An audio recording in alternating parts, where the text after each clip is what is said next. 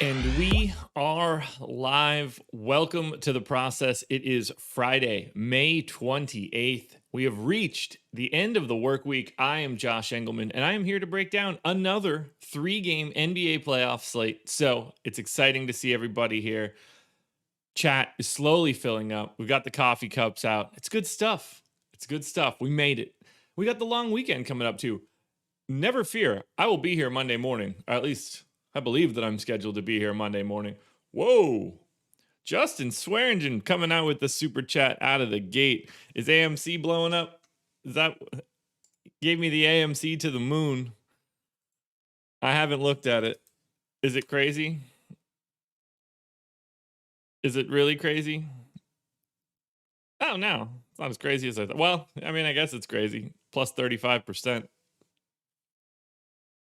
Does look like it may be happening. Oh, yeah. Was 12, up to 26 right now. We'll see where we end up. Justin, if that's going well for you, thank you very much. I appreciate it.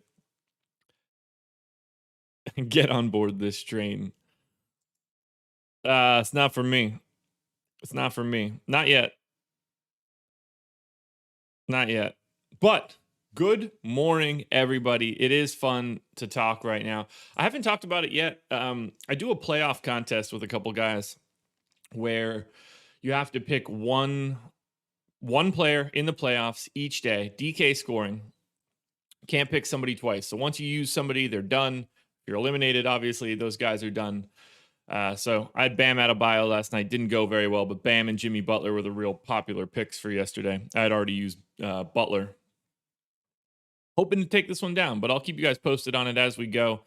Sitting middle of the pack right now, but nothing really matters. There's a multiplier as well, so each round you go further. Like the picks in the finals are worth the most. So I will we'll touch on that every once in a while during this show. I'll show you guys the standings and stuff. That's where I'm looking right now. But we're on to another 3-gamer, and I don't know what I think of this slate. You know, we've got Knicks Hawks, which is a fun series emotionally, but I don't think it's a very fun series like basketball wise, just because I'm not a huge fan of either one of the teams. I like Atlanta more than I like the Knicks, that's for sure. Brooklyn and Boston, like, can Boston even be competitive in this series? Because it doesn't feel like they can. And I feel like Brooklyn is just on their way to sweeping them clean out of this place. And then we get to the craziest game of them all, the 9:30 start tonight. Clippers and Mavs in Dallas.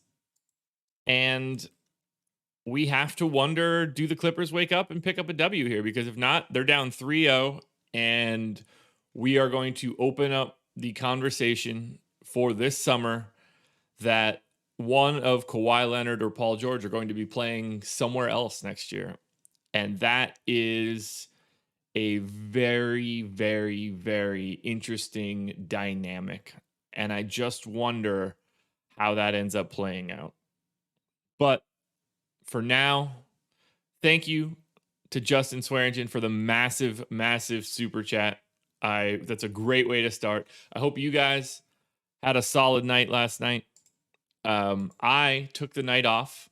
I made chicken enchiladas for the wife, so I had to spend a little bit more time in the kitchen. But I do want to at least mildly shout out the 30 FanDuel points that Robert Covington had last night. So cheers to Robert Covington, and cheers to all of you guys. Let's do that now. We'll get the coffee cups up. Grab your coffees. Grab your tea, your water, milk. I think yesterday we established pineapple juice is something that more people should be drinking. Grapefruit juice as well. Another classic morning drink. Go for that. Or if all you got is a joint or a cigarette, go for it as well. Not that I advocate smoking cigarettes. That stuff is bad for you. Anyway, rise and grind. You guys know the drill. Cheers. Let's get it started. What button do I click? Cheers still, though, for sure. There we go. There it is. Cheers.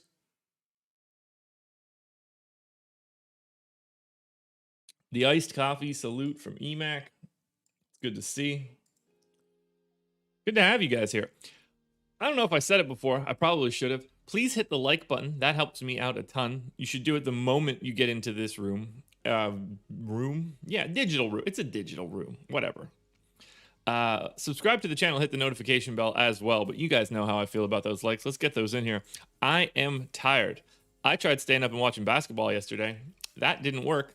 I woke up on the couch. And not for the bad way. Just because that's where I was when I was watching basketball. And all of a sudden, I was watching Chuck and Shaq talking in post game, and it was 1 o'clock in the morning or something along those lines. Craziness. All right, let's get into Atlanta.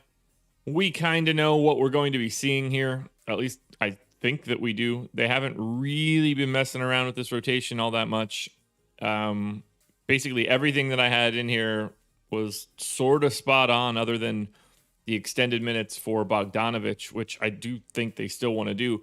John Collins getting 35 minutes was something that I did not expect totally, because I think that, to me, he's the first guy that could get cut just from a defensive standpoint. But I think just because of how bad the Knicks are offensively, this is a really good series for John Collins. So while I have him in for 34 minutes now, I do feel pretty comfortable there. 35 minutes in game 1, 14 in game 2. And now I do feel comfortable going to that 34 minutes, even after seeing that. I don't think that Hunter is the guy that just immediately falls into 32 minutes. I do think he does fall into additional minutes, though. And that is the key piece of this. The question is, where do they come from?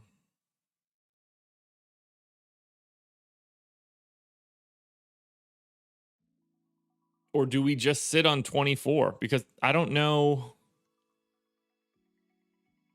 I don't know if that's the best. Figuring out that trio is the key to everything for this team. I think they want it to be DeAndre Hunter.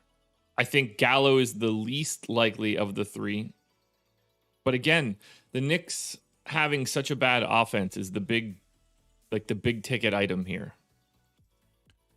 I think I'm going to take another one of these minutes away from Collins. We're going to take Collins to 33. We're going to take DeAndre Hunter to 26. That to me feels a little bit better. And I'm going to take I'm going to take DeAndre Hunter to 27. That allows me to take Bogdanovich to 20 or to 35. That I feel fits a little bit more. We've got rates already in, so we don't have to worry too much about anything there. The problem is just simply prices and defensive matchup. Like, does Trae Young look good? Yeah, he's solid. 9K on FanDuel, 8,600 on DraftKings. Those prices are fine. I don't think it's a lot to write home about. I feel the same way about Clint Capella. I feel the same way about John Collins. Like, they're fine. DeAndre Hunter for 4K on DraftKings should be better, but at the same time, he's not a good fantasy point per minute guy. So it's really hard to want to prioritize anything coming from Atlanta just because a 211 total is minuscule. Like, the total on the Nets Celtics game is 16 points higher. Capella looks better on DraftKings, where he's 7,700 in comparison to the $8,300 price tag on FanDuel. But even still, I'm just not feeling Atlanta yet. But that could change. If the rest of the slate doesn't look very good, they will rise. We'll take a look now at Boston. This one's the trickiest one because I have been locked and loaded on Boston. We've got Kemba questionable. Jason Tatum is in. How questionable is Kemba Walker? I mean, obviously we're projecting him in, so it doesn't really matter. But this is the trickiest spot for me because Boston is going to continue to grade out really well based on their minutes and based on the defensive matchup. The problem lies in the fact that they aren't very good. But like, I have to assume the game's competitive. I have to assume Jason Tatum's playing 40 minutes, that Marcus Smart is playing 38 minutes, that Kemba's playing 36 minutes. I don't know where else I can go with that sort of information. Do they go to Pritchard or Neesmith? Probably, I guess probably Pritchard more.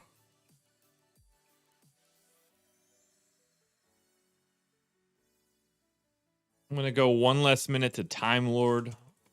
I think we got to prioritize Tristan Thompson a little bit more. I don't mean in lineups, just I think Tristan Thompson's going to get a couple extra minutes potentially over Robert Williams. I mean, does Jabari play again? Did some of those minutes go to Grant Williams? Patrick Bush, that's what I like to see. Izzy, I see your coffee cups as well. Rise and grind.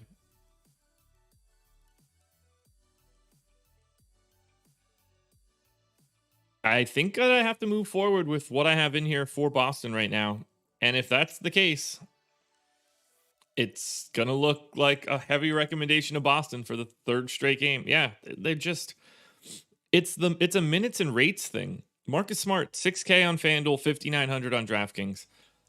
I'm going back to Marcus Smart. I think both Marcus Smart, Kemba Walker, and Jason Tatum are high-end plays today. I don't know how to project them otherwise.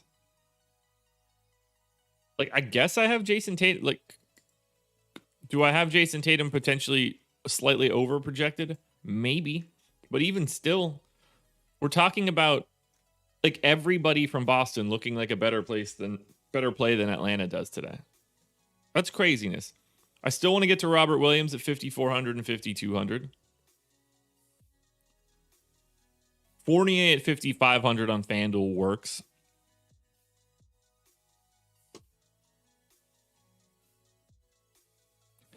This is such a tricky spot for Boston because it's such a better matchup. And if the game stays close, these prices aren't a problem for these guys playing 38 to 40 minutes. They're not going to be leaning on the Jabari Parkers of the world.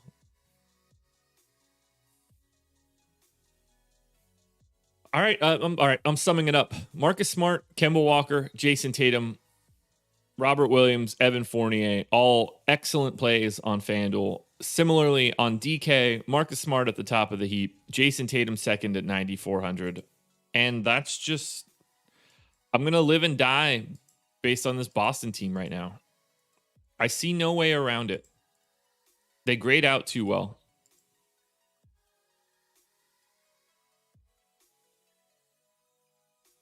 Let me zoom in a little bit more there. Look at like Smart, Tatum, Walker, Robert Williams, Evan Fournier, all 5 of those guys ranking ahead of Trae Young on FanDuel. Smart, Tatum, both ahead of Trae Young. But then you get into Kemba and Robert Williams. It's going to be a lot of Boston again. Hope you guys can stomach it. Brooklyn Nets, opposite side of this game. I assume we have nothing to worry about. Oh yeah, no Jeff Green. I totally forgot about that. That's big. I mean, sort of big. So you would think Bruce Brown's going to get some extra time. That's for sure. I would guess that Blake Griffin is going to play a little bit more. I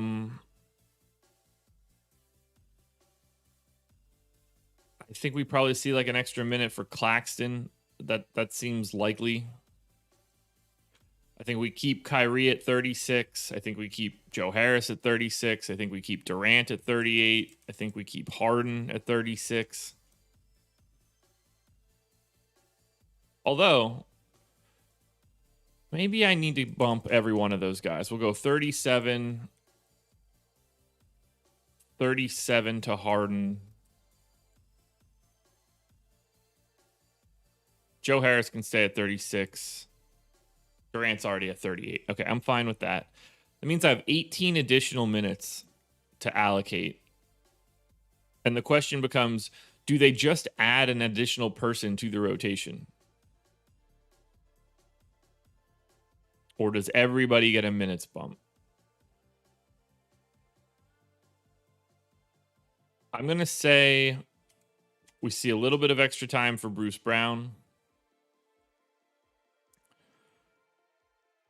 When did Tyler Johnson play his rotation last time?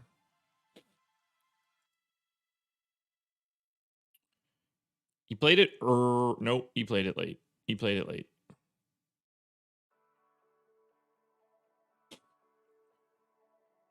Yeah, so it looks like I'm expecting Bruce Brown to be the guy that gets the biggest benefit. But I do think that they're ripe to add an additional person to this rotation.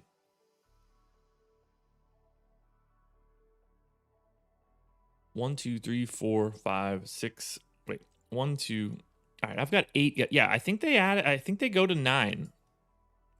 I don't think that they just reduce to 8. Not in a series where you're up 2-0. They don't really have the incentive. So the question then becomes, who is it? It's probably Tyler Johnson, right? That makes the most sense to me.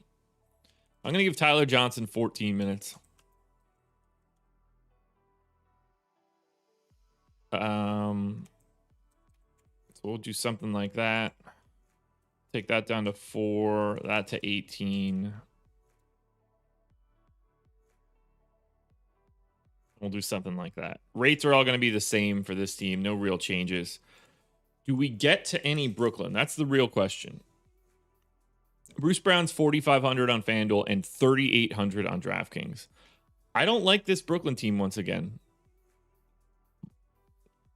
I really don't. I don't mind getting to Bruce Brown as value on DraftKings, but I just don't see how you project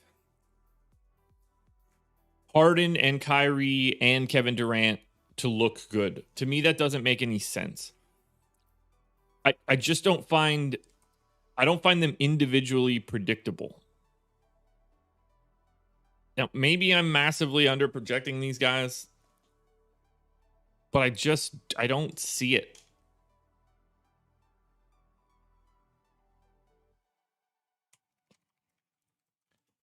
I think you have to jump through some really big hoops in order to project these guys as if they don't look like bad plays. I just don't. Like, they don't have... Let's walk through this, because I do want to talk through it. Chat, if you're here, hit the like button, by the way. But let's walk through this quickly. So we're going to take all these Nets guys off first and foremost. LeVert, Dinwiddie, Allen, and Prince, and LaMarcus Aldridge. So if we're saying this is a competitive game, Kevin Durant is going to play 38 to 40 minutes. He's basically going to be out there the whole time. These rates, there's not a lot of staggering time available. Kevin Durant has played 964 minutes with all those guys off the floor. He's played 672 minutes alongside Kyrie Irving and 344 minutes alongside James Harden. James Harden has a 19% usage rate in that time. 19. In 344 minutes, he's got a 19% usage rate. Kyrie's got a 23.4% usage rate when he shares the court with Kevin Durant.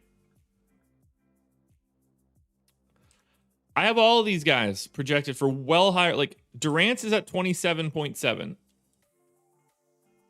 How in the world am I supposed to project James Harden as a viable DFS play when he's got a below average usage rate when sharing the floor with Kevin Durant? They can only stagger so much. And you can bring those numbers up. But like I've got Harden in for 27. I've got Kyrie in for 27. How do I justify that without just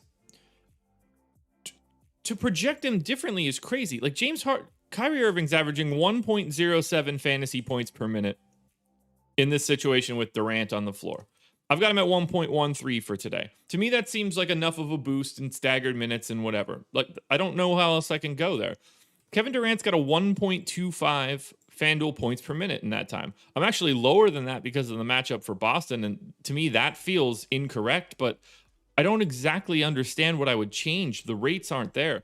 The fact that he's shooting 42% from three and has a true shooting of 64% might be what's breaking this. But then we get to James Harden, 1.22 fantasy points per minute. I've got him at 1.29. I'm projecting him higher than his rate has been. And yet, like, none of these guys matter. Jose, it'll be worse if I take Jeff Green off, because that's just going to be taking off the lowest usage guy.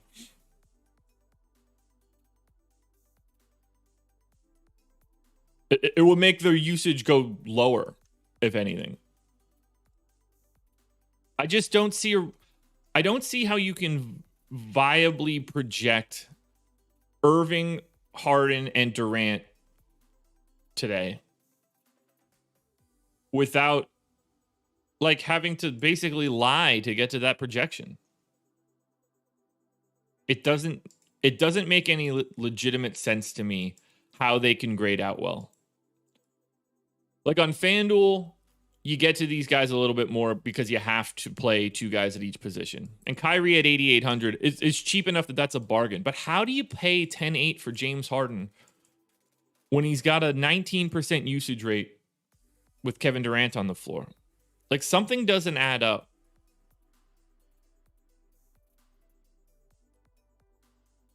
Like the raw points will help to get you there. But on DraftKings, like how do you pay 10.3 for James Harden? I just don't see it. I really, really don't. It doesn't make a lot of sense to me. So if we add Brooklyn back in,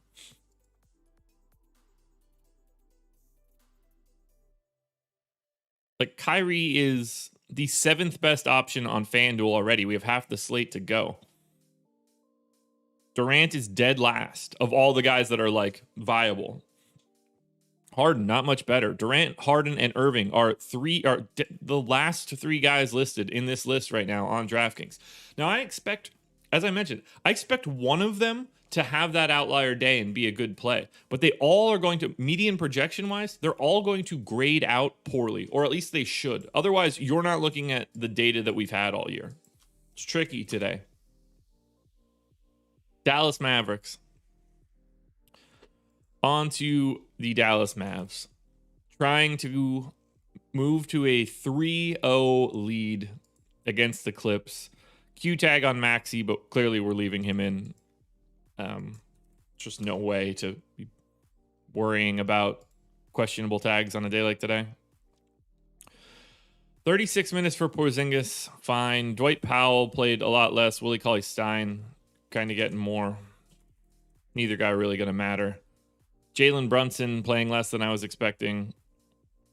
Tim Hardaway playing more than I was expecting. Jay Rich at 20 minutes seems spot on. Luka at 39 minutes seems spot on. I'm happy with Maxey. I'm going to take 2 more minutes from Melly, give 1 to Tim Hardaway and 1 to Maxey. Rates are all going to be already established for Dallas. So for the Mavs, I'm going to Kristaps Porzingis at 7,500. Probably have him slightly over projected, but he's still 7,500 and can pop an upside. Luka's going to look good on FanDuel. 11K on DraftKings is going to be really difficult to get to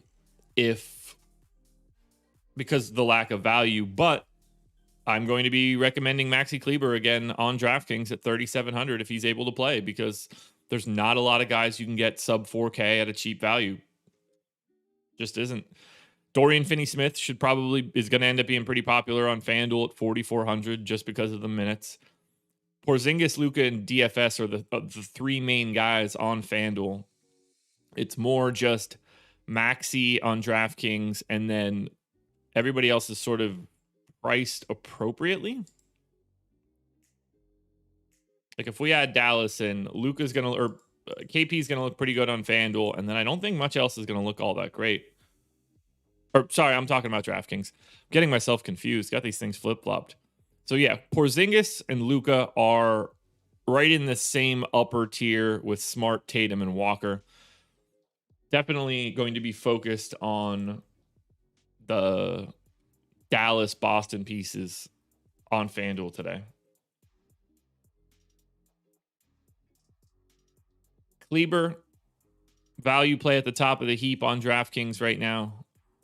Sort of in that same tier with Marcus Smart and Jason Tatum. And then, like, Tim Hardaway is middle of the pack. It's not great for Dallas tonight, especially if you think that the Clippers are, like, coming to play, so to speak. Speaking of said Clippers, first of all, cheers once again, guys. This coffee's helping me out a lot. Oh, it's so good. So good when it hits your lips. All right, so we're going to have to change up this rotation a little bit because I think we're going to be seeing more Terrence Mann. So I'm actually going to scratch this rotation. It does not appear we're going to get a ton of Ivica Zubac, but I'm going to give him 20 minutes. The bigger question to me is, what's wrong? What's up, Cantor? The bigger question is, what's wrong with Serge Ibaka? Because if he's cooked, this Clippers team is not the same as we thought they were.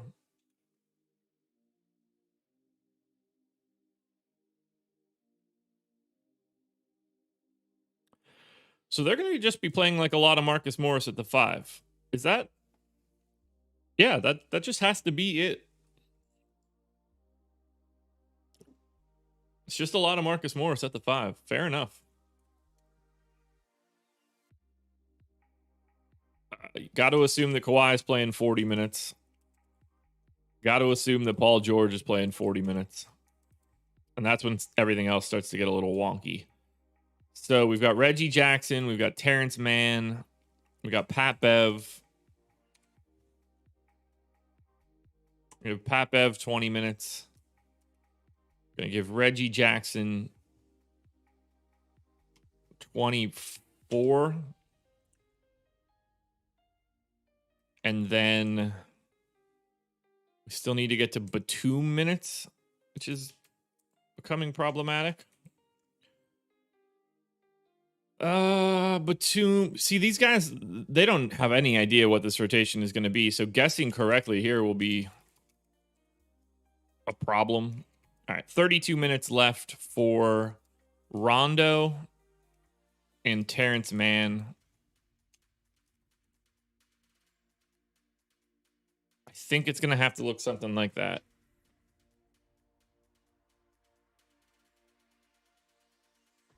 I think Rondo has to be in for 20. I don't know who loses the minutes. Cantor, that's the tricky part. I don't know who loses the minutes. Like, how do we get Terrence Mann to 20? Does it got to come from Beverly? Because that surprises me. Does Marcus Morris just play less than I think he does?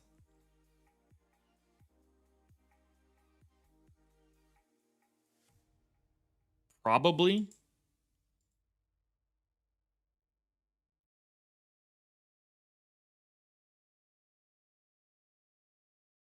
Man, that seems...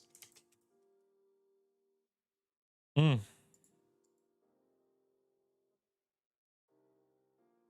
don't know if I can go much lower than 28 to Marcus Morris.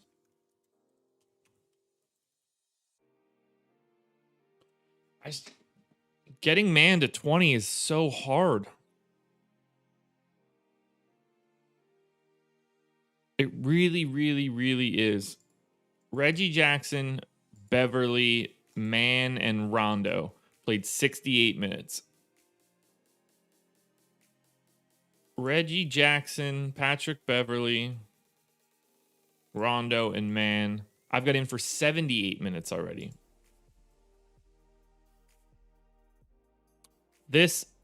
Locking down this Clippers rotation might be the most important piece of tonight. It really might. I just don't see why I could take Reggie Jackson too much lower than 24, but I don't know where else any of these minutes can come from.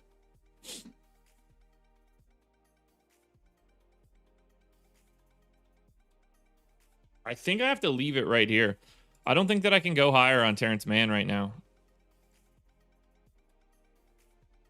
Rates are all established. So if we look at the Clippers, no surprise here. Paul George, very, very highly ranked today. 8,800 on FanDuel, 8,100 on DraftKings. We get Kawhi at 10K on FanDuel, which is just a broken price tag. However, he's 8,500 on DraftKings. Looks great there. Reggie Jackson at 3,900 is the value play that I think stands out most on DK. But at the same time, you could just as easily get to Mann at 32. And I think that you could just as easily get to Beverly at 33. I don't think they know what they want to do. All of these guys, Morris, Zubac, Batum, Mann, Beverly. I don't know how you could look at that list and think, I have a good idea of what's going to happen here. Outside of just simply saying Marcus Morris might be too expensive. I just don't know. I just don't know. And I don't think the Clippers know yet either. That's the real problem. Coming back from 2-0 down, like you're doing some things that information is just not out there. Paul George and Kawhi Leonard both very highly ranked in that top core on DraftKings.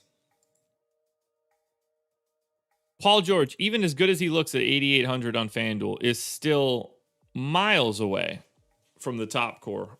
That's crazy to think about.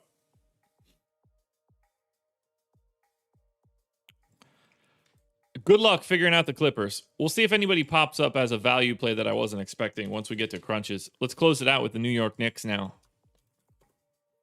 And the big piece of information that we need to touch on for the Knicks happened in the second half. We did not see Elfrid Payton. We did see Derrick Rose. I think this is probably going to be the end of the Elfrid Payton experience. I'm not entirely sure that they're going to start him if they went to Rose in the beginning of the second half in the last game. I don't know why they would. They went to Derrick Rose. He played the entire third quarter and was plus 14. I don't know what else they could possibly want at this point. So I am going to treat Elfrid Payton like he is not going to see the floor today. I am going to be giving Derrick Rose 36 minutes. He scares me to give him more than that, if I'm being perfectly honest. I think Alec Burks at 27 minutes seems fine. That lets me get quickly to 16. We get Julius Randle at 40, which I assume still is they're trying to do, but I don't know. We'll go to 39 since he just doesn't appear to be doing that. Nerlens Noel is probably going to be a legitimate problem again. What do we do with that information? Because they went to Taj to start the second half. Do they start Taj? Like, is that something they're going to do? Nerlens Noel only had 2 fouls. They started Randall, Barrett, Bullock, Rose, and Taj Gibson to start the third quarter, and they dominated the third quarter. 32-18. Massive third quarter. They shot 7 of 10 from 3. They limited the Hawks to 28% from the field, 4 turnovers. I think that it's at least possible that Taj Gibson gets the start here. I don't really feel comfortable projecting the minutes at center, so I'm going to give them a full 24-24 split. The bigger piece we need to talk about is RJ Barrett's minutes in relationship to everybody else. I've got him in for 36 right now. That feels just simply not correct. But I don't truly have anybody that should just get them.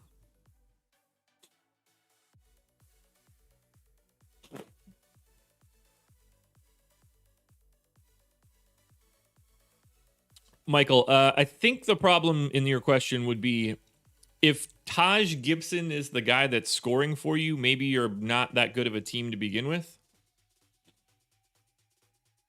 That would be my guess. But from a DFS perspective, that's a very different discussion. I just don't know what to do with all of these RJ Barrett minutes. But he has too many. I guess I got to take, I don't know, like 3 of them away, get him to 30, 32, get Reggie Bullock to 31, get some more minutes for Obi Toppin, I guess. Knicks rates are always just going to be the same. No changes there. So if we just want to sum up the Knicks, Derrick Rose, 6,500 and 6,400 on FanDuel and DraftKings, respectively, is going to be that shout. I still like Nerlens Noel, unfortunately. And I like him more than I like Taj. I mean, Taj for 5K, unless we know that he's starting, that ain't for me. But even crazier than that, I prefer Nerlens to Taj on DraftKings, and I assume the ownership will be crazy. The starter in that game will be the most important piece. If Taj Gibson is starting, then I assume that he's playing 28 to 30 minutes, and that will change the outlook completely. But if Nerlens Noel is still starting, I will prefer Nerlens Noel to Taj Gibson. Now let's see how that matters in crunches. So 126 viewers, 62 likes. Well, that's a little light, guys. If you're here and you haven't hit the like button yet, please do so. We're going to run some optimal lineups. We're going to figure out where we stand for today. But the only way that I could do that is with the fuel of the like button. So please help me out. All right. First crunch, FanDuel Optimal.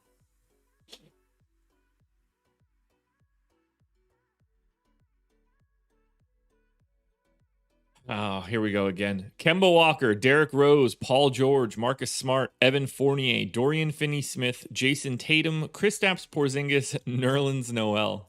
3 points ahead of every other lineup. Oh, God.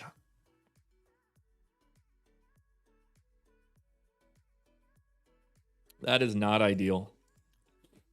It really isn't. I like what's funny is I like the lineup, but obviously there's the giant question mark on Noel and we don't know the status.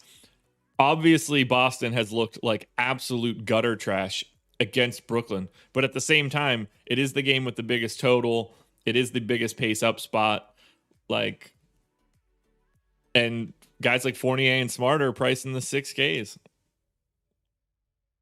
KP's too cheap on FanDuel at a power forward. Dorian Finney-Smith is a value option. Obviously, Derrick Rose is the best play on the slate. And then we get $8,800 Paul George. I understand why that lineup exists, and I don't really have a problem with it on FanDuel. It's all of my data today is going to come down to how much do you think Boston can stay in this game, because they are going to grade out really well. If Boston is competitive, I will have a big day today.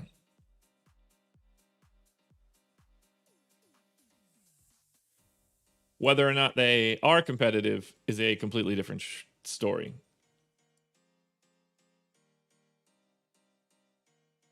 So, power rankings on FanDuel for right now: Marcus Smart, Dorian Finney-Smith, Derrick Rose, Luka Doncic, Kemba Walker, Kristaps Porzingis, Robert Williams, Evan Fournier, Jason Tatum, Paul George, Trae Young, Marcus Morris, Joe Harris, Tim Hardaway Jr.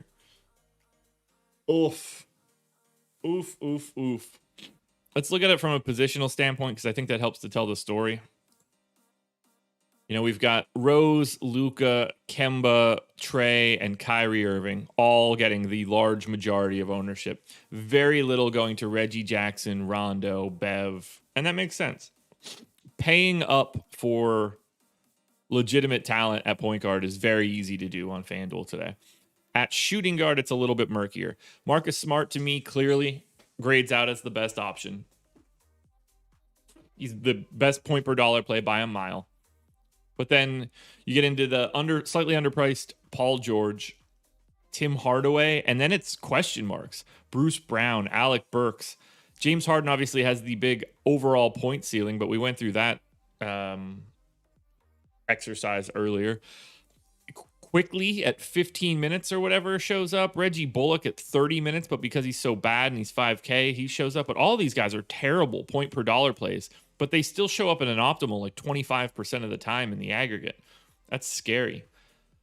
How bad is small forward? Dorian Finney-Smith, Evan Fournier, Joe Harris. You get a lot of 10K Kawhi Leonard by default because there's nobody else to roster. I don't see the relationship and ownership between Durant and Kawhi will be very interesting to pay attention to. But like, would anybody be surprised if DeAndre Hunter was in the optimal? Because I wouldn't. I wouldn't even really be surprised if Bogdanovich was, and he's 7,600. Like, small forward is very tough to nail down on FanDuel today.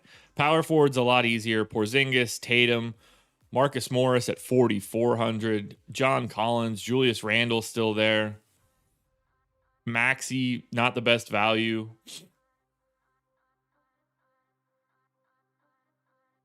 Fair enough. God, we still get to Jabari. And then center. For reasons that I don't like, it's still Time Lord. But what are your choices? Time Lord, Nerlens Noel, a perfectly acceptable Clint Capella, Tristan Thompson, Taj at 5K at just center, Zubac, Powell. What do you do at center today? You got to cross your fingers. There's not a single legitimate center option outside of Clint Capella. A center that's just like the center for the team. That's it. Good luck today on FanDuel, everybody. That is going to be a doozy. Let's check out DraftKings now.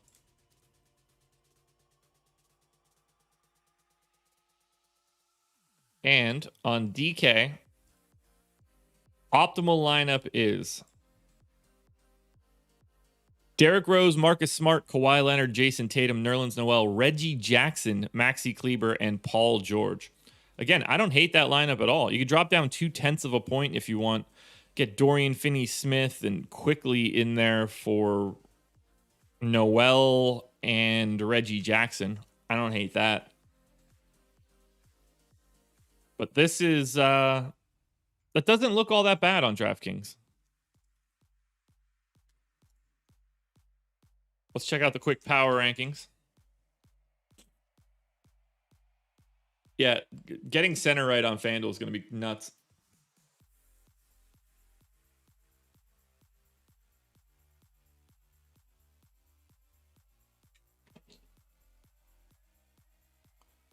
Yeah, it's Maxi season once again on DraftKings. I was out on a limb last time, but value's value.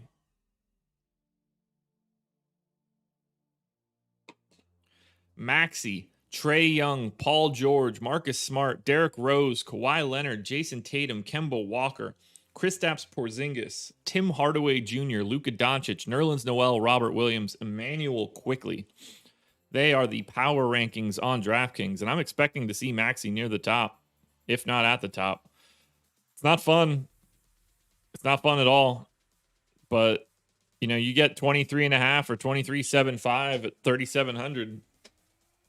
And it's not going to take much for that to be slightly different. No steal. Like, if he just falls into a stock or two, or gets that 9 rebound game on the same day that he takes 6 shots. It's Maxey season on DraftKings, everybody. Just like we all drew up from the beginning of the day. And finally, we're going to take a look at Yahoo Optimal and Power Rankings, and then we're going to get out of here. So Yahoo Optimal. 132 people. We still got the packed house, but don't be afraid to hit that like button. Yeah, I know, Cantor. It's not fun. Maxey season is not a season you're looking for. Derrick Rose, Marcus Smart, Paul George, Dorian Finney-Smith, John Collins, Maxey, Porzingis, and Kawhi showing up in the optimal on Yahoo. If we close it out with a little bit of power rankings, this is going to be a very difficult playoff slate, in my opinion. I don't see a lot that stands out as obvious, and I do see a lot that stands out as problematic.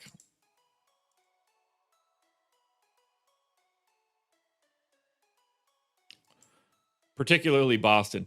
All right, Yahoo Power Rankings. Derrick Rose, Maxey Kleber, Marcus Smart, Kristaps Porzingis, Kemba Walker, Kawhi Leonard, Paul George, Jason Tatum, John Collins, Reggie Bullock, Luka Doncic, Dorian Finney-Smith, Taj Gibson, Nerlens Noel. Exactly the same. Taj, flat minimum $10 on Yahoo. Nerlens Noel, 13. Whew. Well, everybody, we done did it. We have made it through another work week of the process show. It is awesome having you guys here at 6:30 a.m. every day, joining me for this bad boy. What do we have going on Monday? Where do we stand there from a schedule? Because we're getting close to the end of this. So Monday has 2 games. Game 4, Sixers Wizards. Game 4, Jazz Grizzlies. Tuesday is set to have 4, but it's possible that the Heat Bucks and Celtics Nets series are both over, at which point that would also be a 2-gamer. So I will be here Monday morning for the 2-gamer. We'll be here Tuesday for the 2-gamer as well. And then Wednesday might be the start. Maybe Thursday. That might be the end of it all. So next week is probably going to be the end of the process show, barring any major 2-game slates. I think we're going to be slowly getting away from it.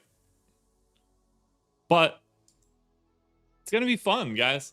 I hope you guys all have a fantastic weekend. Enjoy your holiday. Be safe. I'll be around this weekend. Might even post something pretty early Saturday morning. I got to go to the gym. Nobody's going to be here. I got nothing else going on. So good luck tonight, everybody. Keep your eyes peeled to my Twitter at Josh Engleman for the sim updates as we get closer to lock. And just have a good weekend. Win some money tonight. Adios, everybody. See you Monday.